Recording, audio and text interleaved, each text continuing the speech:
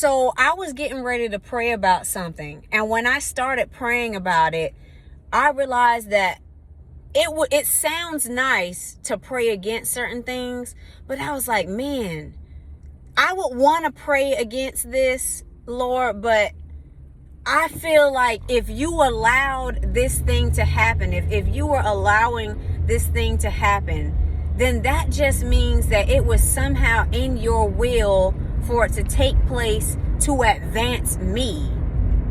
Now, in the grand scheme, that thing taking place does not feel or look like a good thing.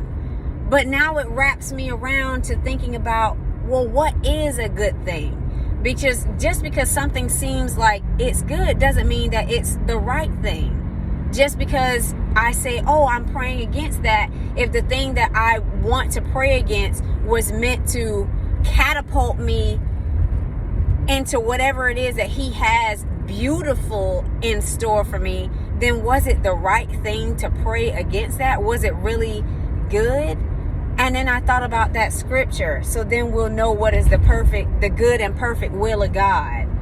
And it's just like, man, we have to be so careful when we're talking about certain things. And, you know, when we're getting into stuff and we're charging God and being like, oh, well, why would God let this happen? Why da. And it's just like, in our puny minds, that was bad. Why that's a bad thing. That was bad. Why would he let that happen? But then when time passes and things start to unfold and you realize, oh snap, that happened for this. And we also have to learn how to hold on to the promises of God. What does it say? The plans to prosper you and not to harm you.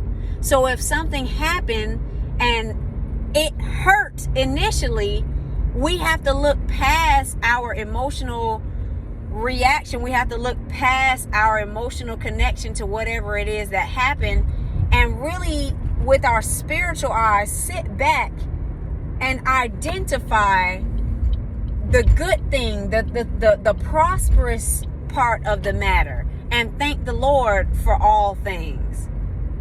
Man, I want to get to the point in life where I feel like that for everything. Like, oh Lord, this is uncomfortable, but man, I know. I want it to be my first reaction. Like, I know you did this for me. I know. And when I say for me, of course, always for him first, but I know that you had good intentions. I know that you're using this to make me, one, more like you, and two, in alignment with your big plan for humanity. Yeah, man. Does anybody, do you be feeling like that?